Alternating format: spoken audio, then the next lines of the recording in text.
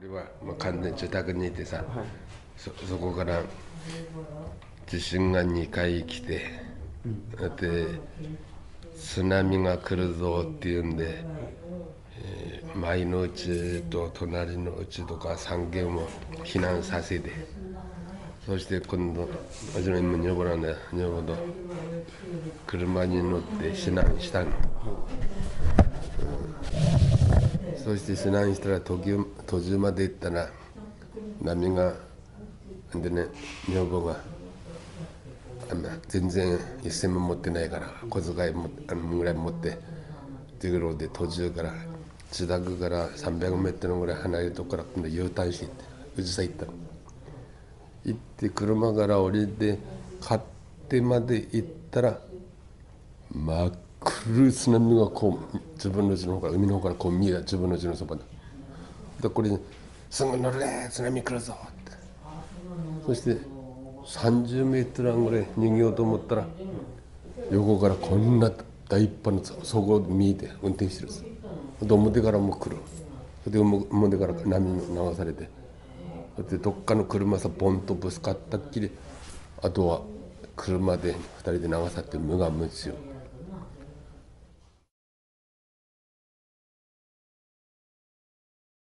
今度危険区域から外されたの今度ね、堤防がこっちに移動され、深沼と七北川までの間から外されるで、今危険区域が外されて自由になったの、ところが自由になったけど瓦礫はまだいっぱいださ。海の方も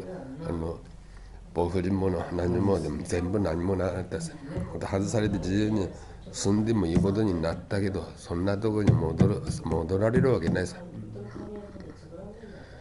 でもって今は今度別に町内会長っていうのは私ぐらいの年配だから、その昔年配の人はやっぱり元のとこさ、やっぱり自分の土地さ戻ってまだもう一回生活したいので、そういうふうになっちまったのね。ところが若い人たち、子供たち持ってる人たちはまだ何にも復興に対する保証も何にもないさ。でそんなとこで戻りたくないってその集団移転とかでも今ね、極端に言うとその若い連中と昔の年配の連中で対立してるの、そのためにね復興なんて全然まだ進んでない。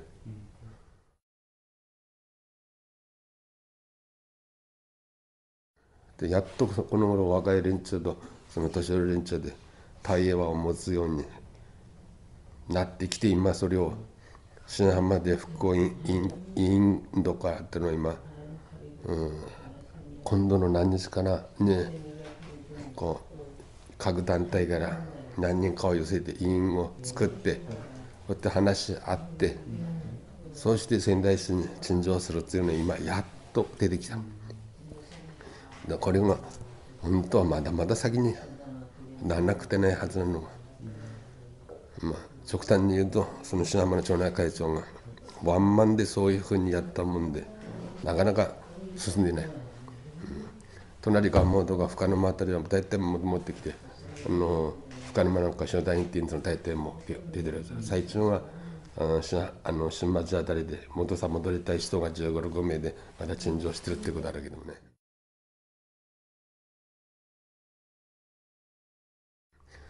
ここは品浜はなかなか進んで本当に散りたく、だから仮設で入っても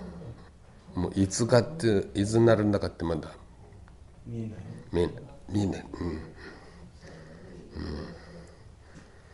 だから地元の町をどうしますかってまだまだどうしたらいいか聞いた。自分はもう74歳だから、やっぱり生まれ育ったところからそうだとかだから、やっぱりそこに戻ってね、やっぱりもう一回うちを建てたいなと思ってるんだけど、ただ行ってまた何年間後に何十年間後に津波が来るっていうのは全然まだ堤防も強くってないと、さっき見てきたと同じで海岸の音なんか松林全然なくて瓦礫の山になってるでしょ。あと焼却炉がやっと次で今燃やし始めて、計画っていうのも自分の思いたらいろんなことあるけど、なかなかそれがねまとまってない、さっき言った通りもう少し町内とこっちの仮設の人たちが話し合ってまとまってくると、来るかと思うんです。そういう話はもう今度だんだん話みんな出てるいろいろ各種団体からね、これからなんとか進むんじゃないかと思うんだけど、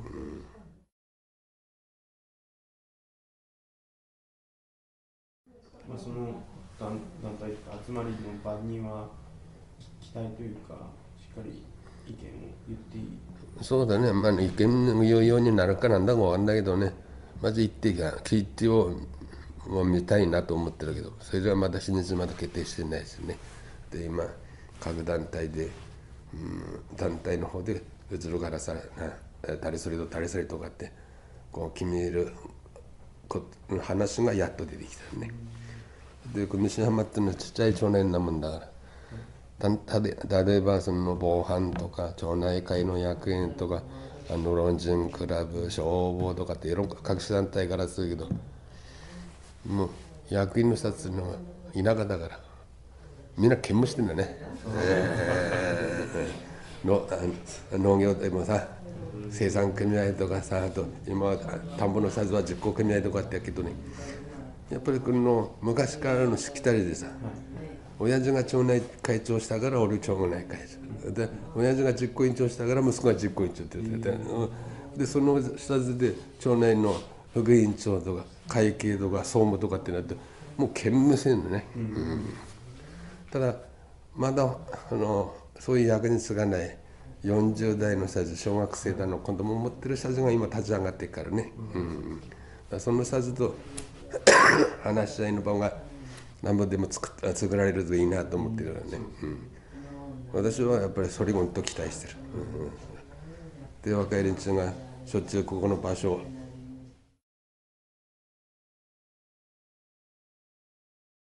をもう暮らし方っていうのもあんまり考えられねえわ。もう74歳になって女房も70歳過ぎるみたいで、女房はね床屋したんですよ商売。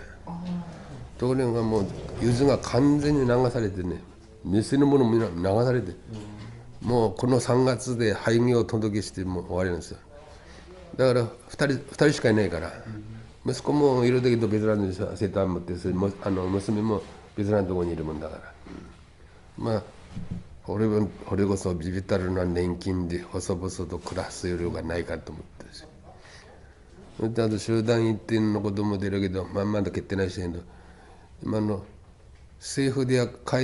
険区域だから政府で買い上げるってことになってるのが、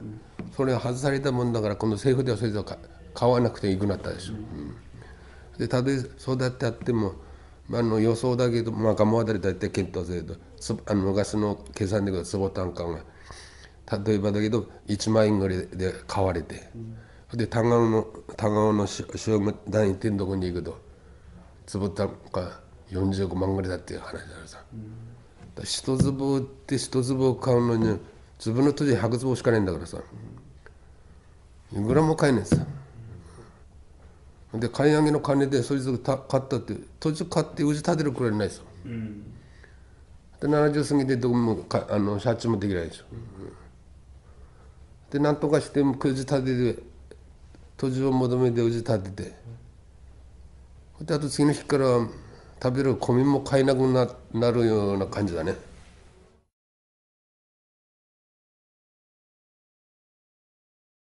自分もそうなんだけど、自分と同じような人間が何人でもいるんじゃないかな、私の石浜は町内津波の前だと149所帯あったけどね、それでその政府でどういうふうにするか行政で、だってやっぱりローン持ってる人でいるのね、誰もいなくなってからいいけど、自分はたまたまローンもなく借金もなく暮らしてきた、でたまたま去年の今頃うちを建て替えようと思って借金なんか自分でばらしてやってるんだ。で自分はほら職人なもんだね、こういう壁の上左官職なんですよ私。